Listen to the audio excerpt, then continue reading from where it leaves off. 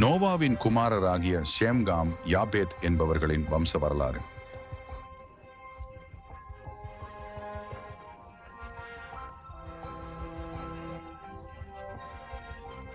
ஜலப்பிரளயத்துக்கு பின்பு அவர்களுக்கு குமாரர் பிறந்தார்கள். யாபேத்தின் குமாரர் கோமர், மாகோகு, மாதாய், யாவான், தூபால், மேசேக்கு, தீராஸ் என்பவர்கள். கோமரின் குமாரர் அஸ்கெனாஸ், ரீபாத்து, தொகர்மா என்பவர்கள். யாவானின் குமாரர் எலிசா, தர்ஷீஸ், கித்தீம், தொதானீம் என்பவர்கள். இவர்களால் ஜாதிகளுடைய தீவுகள் அவனவன் பாஷையின்படியேயும் அவரவர்கள் கோத்திரத்தின்படியேயும் ஜாதியின்படியேயும் வேறு வேறு தேசங்களாய் பகுக்கப்பட்டன. காமுடைய குமாரர் கூஷ், மிஸ்ராயிம், பூத், கானான் என்பவர்கள். கூஷுடைய குமாரர் சேபா, ஆவிலா, சப்தா, ராமா, சப்திகா என்பவர்கள். ராமாவின் குமாரர் சேபா, திதான் என்பவர்கள். கூஷ் நிம்ரோதை பெற்றான். இவன் பூமியிலே பராக்கிரமசாலியானான். இவன் கர்த்தருக்கு முன்பாக பலத்த வேட்டைக்காரனாயிருந்தான். ஆகையால் கர்த்தருக்கு முன்பாக பலத்த வேட்டைக்காரனான நிம்ரோதை போல என்னும் வழக்கச் சொல் உண்டாயிற்று. சினேயார் தேசத்தில் உள்ள பாபேல், ஏரேக், அக்காத், கல்னே என்னும் இடங்கள் அவன் ஆண்ட ராஜ்யத்திற்கு ஆதிஸ்தானங்கள். அந்த தேசத்திலிருந்து அசூர் புறப்பட்டு போய் நினிவேயையும் ரெகோபோத் பட்டணத்தையும் காலாகையும் நினிவேக்கும் காலாகுக்கும் நடுவாக ரெசேனையும் கட்டினான். இது பெரிய பட்டணம். மிஸ்ராயீம், லூதீமையும், அனாமீமையும், லெகாபீமையும், நப்தூகீமையும், பத்ரூசீமையும், பெலிஸ்தரின் சந்ததிக்கு தலைவனாகிய கஸ்கீமையும் கப்தோரிமையும் பெற்றான்.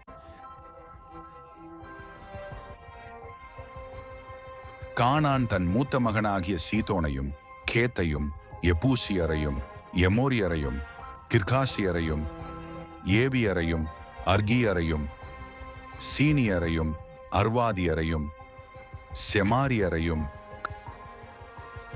காமாத்தியரையும் பெற்றான். பின்பு கானானியரின் வம்சத்தார் எங்கும் பரவினார்கள். கானானியரின் எல்லை சீதோன் முதல் கேரார் வழியாய் காசா மட்டுக்கும், அது முதல் சோதோம், கொமோரா, அத்மா, செபோயிம் வழியாய் லாசா மட்டுக்கும் இருந்தது. இவர்கள் தங்கள் தேசங்களிலும் தங்கள் ஜாதிகளிலும் உள்ள தங்கள் வம்சங்களின்படியையும் தங்கள் பாஷைகளின்படியையும் காமுடை சந்ததியார். சேமுக்கும் பிள்ளைகள் பிறந்தார்கள். அவன் ஏபேருடைய சந்ததியார் எல்லாருக்கும் தகப்பனும் மூத்தவனாகிய யாப்பேத்துக்கு தம்பியுமாயிருந்தான். சேமுடைய குமாரர் ஏலாம், அசூர், அர்பக்ஷாத், லூத், ஆராம் என்பவர்கள். ஆராமுடைய குமாரர் ஊத்ஸ், கூல், கேத்தர், மாஸ் என்பவர்கள். அர்பக்ஷாத் சாலாவை பெற்றான். சாலா எபேரை பெற்றான்.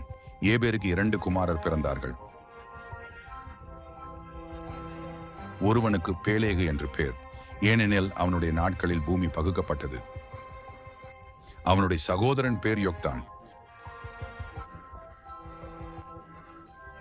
யொக்தான் அல்மோதாதையும், சாலேப்பையும், அசர்மாவேத்தையும், ஏராகையும், அதோராமையும், ஊசாலையும், திக்லாவையும், ஓபாலையும், அபிமாவேலையும், சேபாவையும், ஒப்பீரையும், ஆவிலாவையும், யோபாபையும் பெற்றான். இவர்கள் அனைவரும் யொக்தானுடைய குமாரர். இவர்களுடைய குடியிருப்பு மேசா துவக்கி கிழக்கேயுள்ள மலையாகிய செப்பாருக்கு போகிற வழி மட்டும் இருந்தது.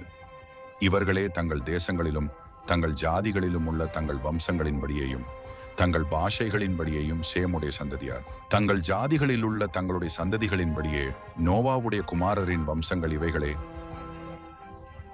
ஜலப்பிரளயத்துக்கு பின்பு இவர்களால் பூமியிலே ஜாதிகள் பிரிந்தன.